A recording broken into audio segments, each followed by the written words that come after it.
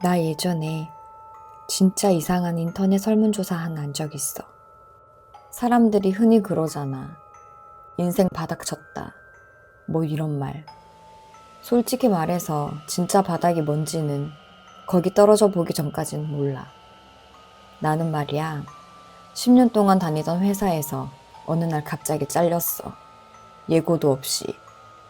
근데 그게 끝이 아니었지. 집에 와서 멍하니 앉아 있는데 여자친구가 하필이면 내가 잘린 자리에 들어온 새끼랑 바람난 걸 알게 된 거야. 그때 딱 드는 생각이 그거였어. 아, 진짜 끝났다. 게다가 아직 학자금 대출도 다 못 갚았거든. 인생이 그냥 말 그대로 개판이었어. 그날 밤엔 술을 꽤 많이 마셨고 취한 김에 이력서를 막 돌렸어. 대충 한 4, 50통은 보낸 것 같아. 지금 생각하면 차마 다시 못 볼 수준이었을 거야. 그냥 생각나는 거 아무 말이나 써서 보냈거든.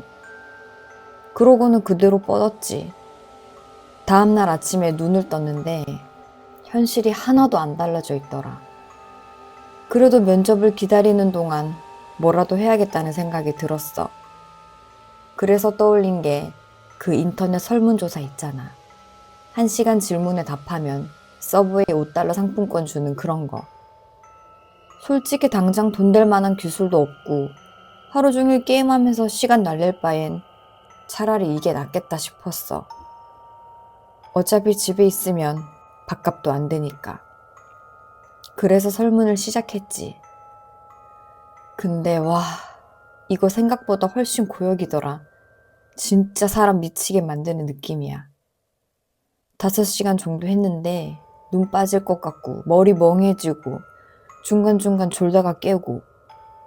그래도 끝나고 보니까 현금이랑 상품권 합쳐서 한 $45 정도 모였어. 시급으로 치면 $9였지. 웃긴 게 뭔지 알아? 내가 예전에 회사 다닐 때도 그거보다 크게 많이 벌지는 못했어. 이제 노트북 덮고 술이나 마시러 나갈까 하던 순간에 그걸 봤어. 원래는 눈에 띄지도 않는 광고였어. 설문 사이트 맨 구석에 진짜 작게 하나 떠 있었거든. 하얀 배경에 촌스러운 글씨로 검은색 글자만 딱 이렇게 써 있었어. 현금 지급 설문조사. 이상하게 그게 계속 눈에 걸리더라. 뭐 하나 더 한다고 큰일 나겠어? 술값이나 조금 더 벌자는 생각이었지. 그래서 클릭했어. 처음 질문들은 평범했어. 이름, 나이, 직업, 뭐 흔한 개인정보 수집이었지. 여기에 키랑 몸무게도 묻더라. 살짝 찝찝하긴 했는데 설문들 보면 가끔 이런 거 있잖아. 그래서 그냥 넘겼어. 근데 그 다음 질문부터가 문제였어. 그거 보는 순간 나 진짜 한참 동안 아무 말도 못하고 화면만 보고 있었어. 질문이 이거였거든. 지금 당장 뒤를 돌아보고 싶은 충동이 얼마나 강한가요? 선택지는 5개였어. 전혀 아니다부터 참을 수 없을 정도로 강하다까지. 이상하지. 그때 내가 무서울 이유가 진짜 하나도 없었거든? 근데 무서웠어. 괜히 숨이 가빠지고 귀가 뒤쪽 소리에 예민해지고 자꾸 뒤에 뭐 있는 것 같고. 한 5분쯤 버티다가 내가 왜 이러지 싶어서 뒤를 봤어. 아무것도 없더라. 그제야 안도하면서 동시에 스스로가 너무 웃겨서 피식 웃었어. 장난하냐? 그래서 그냥 보통 눌렀어. 다음 질문. 왜 뒤를 돌아봤나요? 여기서는 답변 칸에 모르겠다라고 썼어. 진짜 모르겠더라. 3번째 질문은 이거였어. 비행기에 당신 말고 승객이 딱 1명 있습니다. 그 사람은 당신 뒤쪽 어딘가에 앉아있죠. 화장실에 가려고 일어났다가 자리로 돌아왔는데 그 사람이 사라졌습니다. 비행기 안 화장실은 하나뿐인데 거기도 비어 있었습니다. 당신은 어떻게 하겠습니까? 이거 보고 나 또 한참 멍해졌어. 이게 무슨 설문이냐고. 그래도 그냥 또 모르겠다라고 썼어. 진짜 알 수가 없잖아. 다음 4번째 질문. 당신은 낯선 숲에서 눈을 뜹니다. 밤이고 달빛 때문에 시야는 흐리죠. 10m쯤 앞에 희미한 불빛이 켜진 오두막 하나가 있고 문은 열려 있습니다. 웃고 있는 여자가 안으로 들어오라고 손짓한다면 당신은 들어가시겠습니까? 그렇다면 이유는요? 읽고 나서 잠깐 멈췄어. 이상하긴 했는데 그때까진 그냥 또 이런 설정이구나 싶은 정도였어. 앞에 질문들이 다 그랬잖아. 상황 하나 던져주고 네가 어떻게 느끼는지 보는 그런 거. 그래서 이번엔 대충 넘기지 않고 제대로 답을 썼어. 솔직히 말해서 안 들어갈 이유가 없잖아. 낯선 숲에 혼자 있고 밤이고 눈앞에 있는 건 그 오두막 하나인데. 그래서 그렇게 적었어. 갈 수밖에 없지 않겠냐고. 다른 선택지가 없으니까. 그리고 그냥 별 생각 없이 다음 버튼을 눌렀어. 근데 지금 와서 생각해보면 딱 그때 그냥 껐어야 했는데. 그 다음부터 질문들이 점점 사람을 미치게 만들기 시작했거든. 피 튀기고 잔인한 건 아닌데 하나같이 생각하기 싫은 방향으로 머리를 억지로 끌고 가는 질문들이었어. 왜 계속했냐고? 솔직히 나도 모르겠어. 그냥 멈추면 안 될 것 같은 기분이 들었어. 등 뒤에서 뭔가 계속 밀어붙이는 느낌? 설명은 잘 안 되는데 아무튼 손이 멈추질 않더라. 기억에 남는 질문 몇 개만 말해볼게. 이런 것도 있었어. 어느 날 밤 집안에 엘리베이터가 생긴 걸 발견합니다. 그 후로 매일 자정이 되면 엘리베이터 문이 5분 동안 열리고 당신과 완전히 똑같이 생긴 또 다른 당신이 나옵니다. 하지만 그 사람은 날이 갈수록 점점 더 심하게 닫혀 있습니다. 당신은 그냥 이 상태로 계속 살 건가요? 아니면 한번 엘리베이터에 들어가 모든 걸 끝낼 건가요? 그리고 이거. 호텔방에서 자고 있는데 창문을 미친 듯이 두드리는 소리에 깹니다. 블라인드를 살짝 걷어보니 두 눈이 없는 남자가 서 있습니다. 그는 입을 유리에 바짝 대고 말합니다.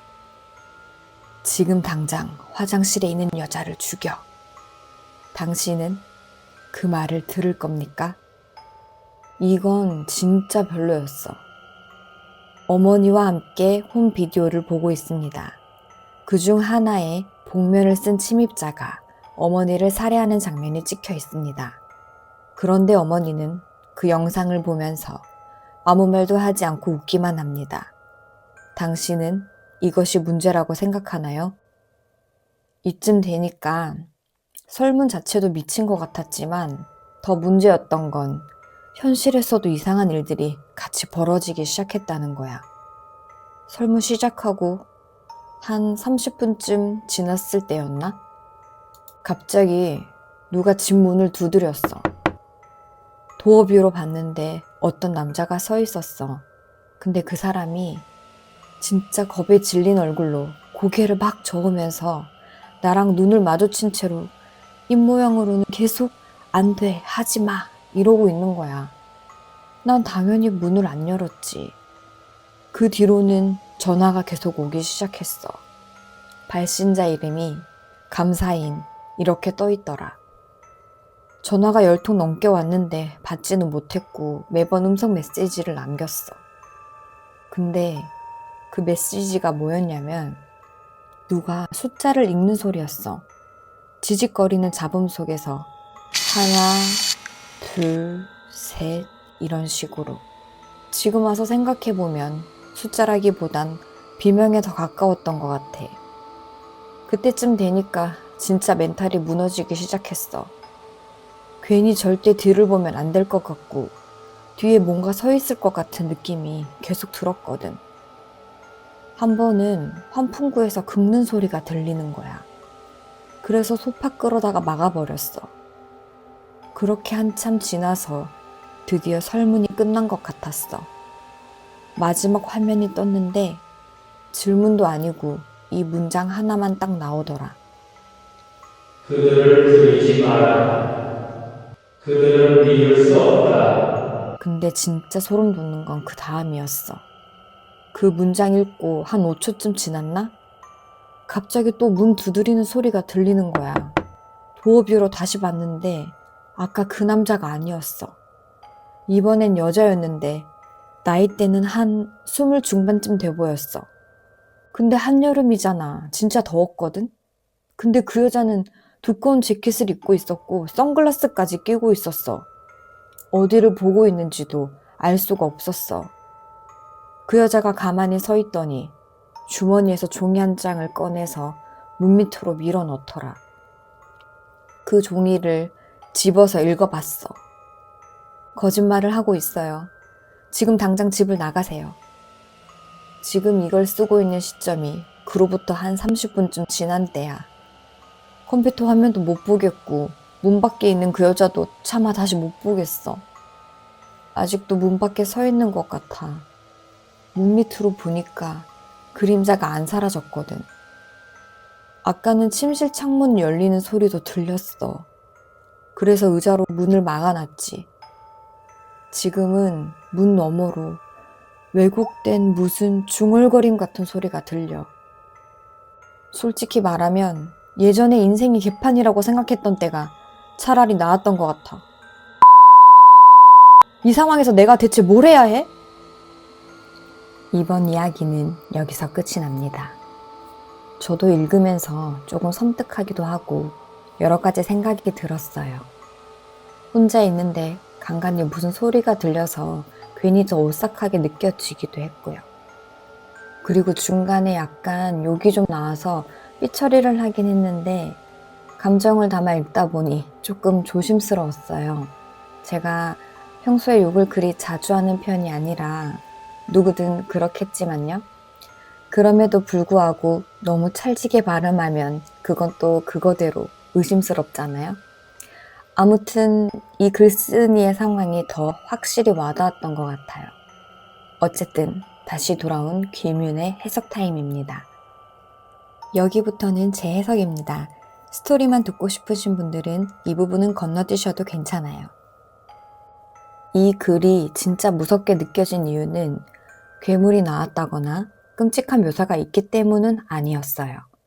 설문조사라는 이름 하에 선택을 하게끔 만드는 구조였죠. 계속 질문을 던지지만 정답은 없고 어떤 선택을 해도 불안만 더 깊어질 뿐이었어요.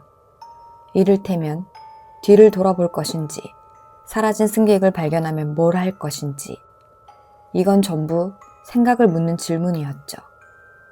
그런데 네 번째 질문은 처음으로 선택을 요구합니다. 웃고 있는 여자가 안으로 오라고 손짓한다면 당신은 들어가시겠습니까? 그렇다면 이유는요? 심지어 배경도 되게 교묘해요. 낯선 숲, 밤과 달빛, 오두막 하나. 이런 상황에서는 사실상 선택지가 하나뿐이잖아요. 글쓴이가 얘기했던 것처럼. 이때까진 설문을 어느 정도 신뢰하고 자연스럽게 넘길 수 있었던 거죠. 그리고 글쓴이는 그냥 별 생각 없이 다음 버튼을 누르게 되는데요. 사실 이게 더 소름 포인트예요. 왜냐면 이제라도 그만둘 수도 있는데 기어이 다음 버튼이라는 선택을 했잖아요. 그 이후 질문들은 더욱 노골적으로 이상해져 갔죠. 엘리베이터 안에 점점 망가지는 자기 자신, 눈 없는 남자가 살인을 지시하는 상황, 엄마가 자기 죽음을 웃으면서 보는 홈 비디오. 이때부터는 제대로 된 상황 판단과 선택이 큰 의미가 없게 돼요. 살든가 끝내든가, 죽이든가 무시하든가, 정상이라고 넘기든가 미친 상황으로 인식하든가. 그리고 설문은 선택에 따라 어떤 결과가 있는지도 말해주지도 않아요. 심지어 현실에선 문 앞에 누군가가 찾아오고 전화가 오고 안 돼, 지금 나가라 등의 말로 더욱 혼란을 부추깁니다. 더 이상 누구의 말을 믿어야 할지도 모르게 된 거죠. 그야말로 글쓴이는 방 안에서 완전히 고립된 상태가 된 거예요. 그리고 글쓴이는 마지막에 거의 절규했죠. 이 상황에서 내가 대체 뭘 해야 하냐고. 사람은 결과를 모를 때 자기 기준이 무너진다고 해요.